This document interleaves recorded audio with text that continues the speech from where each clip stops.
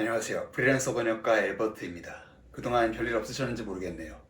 전에 본업 에피소드, 그러니까 산업 번역에 대한 에피소드에서 산업 번역계에서는 캣툴을 많이 쓴다고 했잖아요. 그래서 이번 에피소드에서는 그 캣툴이 무엇인가 그리고 어떻게 작동하는가에 대해 입문 차원에서 얕게 한번 이야기해 보려 합니다. 저는 번역이 직업인 사람이니까 번역을 좀 해야 하는 건 당연한 건데 그래도 저보다 번역 잘하는 분은 세고 셌을 겁니다. 번역에 절대적인 우위를 매기기는 쉽지 않지만 그런 게 있다고 가정했을 때 순수한 번역 실력만 가지고 얘기했을 때는 번역가 중에 제가 그냥 그런 수준일 거예요. 하지만 캣툴을 활용하는 건 제가 입을 좀 털 수 있다고 자부합니다. 첫 직장에서는 대리도 달기 전에, 그러니까 저도 직급상 아직 사원이었을 때 신입사원들 트라도스 툴 교육을 담당했었고요. 어떻게 보면 순혈 문과 출신도 아닌 제가 8년째 번역업계에서 살아남고 있고 또 성장하고 있는 비결이 바로 이렇게 툴을 좀 다루기 때문인 것 같습니다. 제가 유튜브에서 가끔 모교에 가서 특강하라고 왔다는 얘기를 했잖아요. 그 특강 가서 얘기한 주제도 바로 이 캣툴이었습니다. 그래서 오늘이나 앞으로 캣툴에 대해 할 얘기는 특강 내용을 재활용한 게 조금 있을 겁니다. 그래도 특강은 시간의 제약이 있다 보니까 내용을 좀 많이 깎아내고 그걸 또 압축해서 준비할 수밖에 없었지만 여긴 유튜브니까 여러 에피소드에 걸쳐서 빌드업도 좀 하고 여유 있게 얘기할 수 있을 것 같네요. 우선 흔히 캣툴이라고 하는데 CAT는 Computer Aided Translation, 그러니까 컴퓨터가 도와주는 번역을 얘기하는 거예요. 여기에 툴을 붙여서 캣툴이라고 하는 거죠. 캣툴은 말 그대로 고양이 종류만큼이나 다양하고 시장에서도 수많은 캣툴이 쓰이고 있는데 성능이나 안정성이 그야말로 천차만별입니다. 고객님한테 작업을 받고 작업하고 납품 준비할 때까지 정말 스무스하게 흘러가는 툴도 있는가 하면 작업하는 사람 입장에서는 하나부터 열까지 다 형편없는데 안 없어지고 계속 튀어나오는 툴도 있어요. 주로 브라우저, 그러니까 인터넷 창에서 쓰게 만들어 놓은 툴이 그렇더라고요. 순수히 제 경험을 중심으로 말씀드리자면 여러 가지 기준을 종합해 봤을 때 트라도스 스튜디오만한 툴이 없는 것 같습니다. 일단 산업 번역계에서 독보적인 포지션을 차지하고 있는 툴이기도 하고 거의 모든 형식의 파일을 다 처리할 수 있을 정도로 범용 구성도 뛰어납니다. 나랏돈 받으시는 분들이 좋아하는 HWP, 그러니까 한글 파일 빼고는 거의 모든 파일을 다 처리할 수 있다고 알고 있어요. 너트라도스 파는 회사, 그러니까 RWS에서 돈 받고 좋은 얘기 해주는 거 아니냐고 생각하실 수 있는데 아직 구독자 수가 두 자릿수인 채널에 벌써 광고가 들어올 리가 없죠. 물론 몇 가지 단점이 있긴 해요. 대표적으로 가격이 비쌉니다. 2023년 12월 기준으로 1년짜리 구독이 400달러 조금 더 되고요. 영구 라이선스는 915달러나 하죠. 그래도 이건 극복할 수 있는 단점인 게 이렇게 설명해 볼게요. 시리즈나 유니버스가 있는 영화가 새로 나올 때가 되면 영화 채널에서 그 시리즈의 이전 작품을 많이 틀어주죠. OTT 같은 데서도 배너로 잘 보이는 위치에 그런 영화를 소개해서 밀어주고요. 트라도스도 비슷합니다. 수시로, 그러니까 새로운 버전이 나올 때나 중요한 업데이트가 있을 때 아니면 연말이나 블랙 프라이데이 같은 때 프로모션으로 할인을 많이 해요. 산업 번역가로서 할 수 있는 가장 큰 실수는 트라도스를 안 쓰는 거고 그 다음으로 큰 실수는 바로 트라도스를 정가에 사시는 거라고 할 수 있을 것 같네요. 사실 어떤 도구든 어떻게 작동하는지 굳이 몰라도 쓰는 데는 지장이 없어요. 여러분도 컴퓨터나 스마트폰이 어떻게 작동하는지 몰라도 지금 아무 문제 없이 컴퓨터나 스마트폰으로 유튜브에서 제 영상을 보실 수 있잖아요. 하지만 도구가 어떻게 작동하는지 간략하게라도 알면 더 잘 활용할 수 있고 비슷하지만 다른 물건을 쓸 때도 더 쉽게 적응할 수 있죠. 예를 들어서 여러분이 컴퓨터나 스마트폰을 매일같이 쓰다가 다른 걸로 바꾸셨을 때 처음에는 조금 헷갈리실 수 있지만 쓰시다 보면 금방 적응하실 수 있을 거예요. 아니면 여러분이 기본적으로 사진을 잘 찍으신다면 다른 사람이 자기 폰이나 카메라로 사진을 찍어달라고 할 때 내가 쓰던 카메라가 아니어도 인생샷을 남겨주실 수 있고요. 캣툴도 그렇습니다. 캣툴이 어떻게 작동하는지 몰라도 쓰는 데는 지장이 없지만 어떻게 작동하는지 간략하게라도 알면 캣툴이라는 도구를 더 알차게 활용하실 수 있을 겁니다. 캣툴이 어떻게 작동하는지 설명하려면 일단 배경 지식으로 몇 가지 알아두셔야 할 게 있어요. 툴하고 상관없이 공통적으로 쓰는 용어도 있고 툴에 따라 쓰는 용어가 다른 경우도 있는데 이 영상에서는 제가 가장 좋아하고 잘 아는 툴인 트라도스에서 쓰는 용어를 사용하겠습니다. 업무상 다른 툴을 사용하고 계시더라도 대부분의 캣툴은 거의 다 비슷하게 작동하기 때문에 쓰고 계신 툴에 나오는 용어하고 제가 설명하는 개념을 연결해서 들어주시면 유익한 지식이 될 겁니다.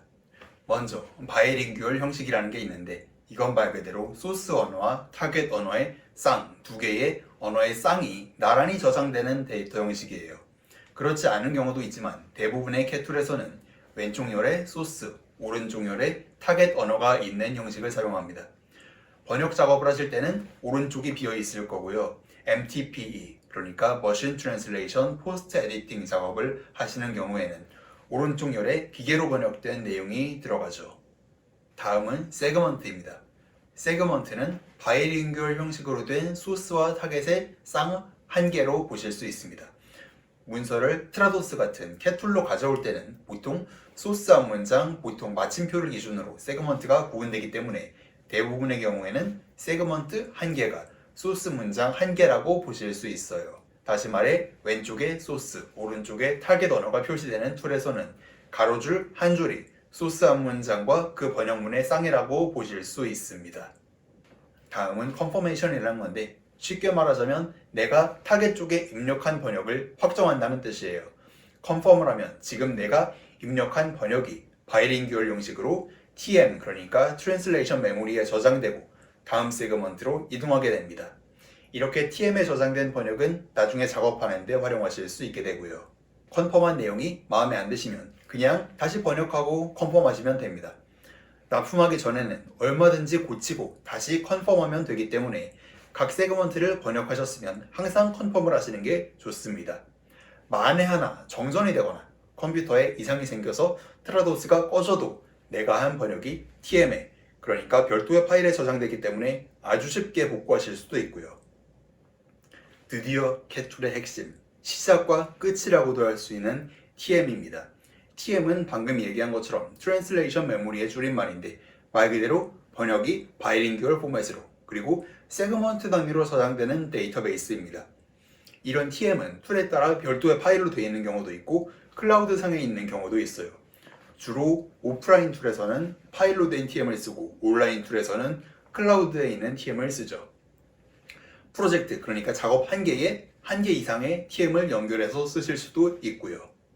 이 TM의 특징으로 크게 두 가지를 들 수 있는데 첫 번째는 내가 한 번역을 저장하는 기능이고 조금 더 중요한 두 번째 기능은 TM에 저장되어 있는 기존 번역을 불러오는 기능입니다. 이걸 좀 더 구체적으로 나누자면 자동으로 캣툴이 기존 번역을 찾아주거나 아니면 수동으로 기존 번역을 찾는 기능이라고 할 수 있죠. 앞에서 번역을 컨펌하면 TM에 저장된다고 말씀드렸잖아요. 그런데 TM에는 내가 한 번역만 저장되는 게 아니라 다른 사람이 한 번역도 저장돼요. 지난 에피소드에서 말씀드린 것처럼 저 같은 프리랜서 번역가는 언어 서비스 공급업체, 그러니까 벤더에서 작업을 받는 경우가 많은데 벤더에서는 보통 작업을 보낼 때 번역해야 할 파일만 보내는 게 아니라 TM하고 같이 보냅니다. 그리고 이 TM에는 내가 방금 한 번역도 들어가지만 이 번역을 마지막으로 검토한 사람을 포함해서 나보다 먼저 이 작업에 참여한 다른 사람의 번역도 들어있어요. 그리고 여러분이 이 작업에 새로 참여하셨다면 이런 리뷰어나 먼저 작업하신 번역사분들이 이 작업에서 쓰는 용어나 명시되지는 않았지만 고객이 선호하는 스타일을 여러분보다 잘 파악하고 있을 겁니다. 이 TM에는 보통 그 번역을 입력한 컴퓨터 이름이나 사용자 이름도 같이 저장되는데 좀 엄격한 프로젝트에서는 작업 지침에서 사용자 이름을 알려주면서 그분이 쓴 번역을 최대한 활용하라고 하실 때도 있어요. 주로 최초 고객사, 랭귀지 리드 같은 분의 번역이죠. 이런 TM이 없다면 작업이 상당히 고달파질 겁니다. 예를 들어서 폴리에스터하고 폴리에스테르 중에 어떤 표현을 써야 하는지, 이 프로젝트에서 문장을 하세요로 끊어야 하는지 하십시오로 끊어야 하는지 매번 찾아보고 고민해야 할 거예요. 하지만 이렇게 TM을 활용하면 이런 조사를 하는데 매번 시간을 들이는 대신 다른 사람이 한 번역을 찾고 참조해서 더 좋은 번역, 다시 말해 고객이 선호하는 표현이나 고객이 선호하는 문체를 사용하는 번역을 내놓을 수 있게 되는 거죠. 종합하자면 TM 그리고 캣2를 이용하면 번역을 더 빠르게 더 좋은 품질로 하실 수 있게 되는 겁니다. 이제 캣2이 어떻게 작동하는지 소개할 차례인데요. 문제 속에 답이 있다는 말이 있잖아요. 사실 저도 지금까지 배경 지식이 되는 개념을 소개하면서 캣2이 어떻게 작동하는지 간접적으로 말씀드렸습니다. 하지만 전혀 캐치하지 못하신 분도 있을 수 있고 무언가 있다는 건 알겠는데 이게 조립이 안 되는 분도 계실 테니까 정리해서 다시 소개해 보겠습니다. 먼저 캣2에서는 작업 화면에서나 TM에서나 공통적으로 바이링규얼 포맷이라는 형식을 써요. 바이링규얼 포맷이라고 하는 것은 소스하고 타겟, 원문하고 번역문을 쌍으로 그리고 세그먼트별로 저장하는 형식이고요. 여러분이 번역 작업을 하면서 세그먼트를 컨펌하시면 이 번역이 바이링규얼 포맷으로 TM에 저장되죠. 이렇게 TM에 저장된 번역은 여러분이 작업하시는 동안 세그먼트에서 비슷한 번역이 발견됐을 때 캣2이 자동으로 찾아주기도 하고 필요에 따라 수동으로 검색하실 수도 있습니다.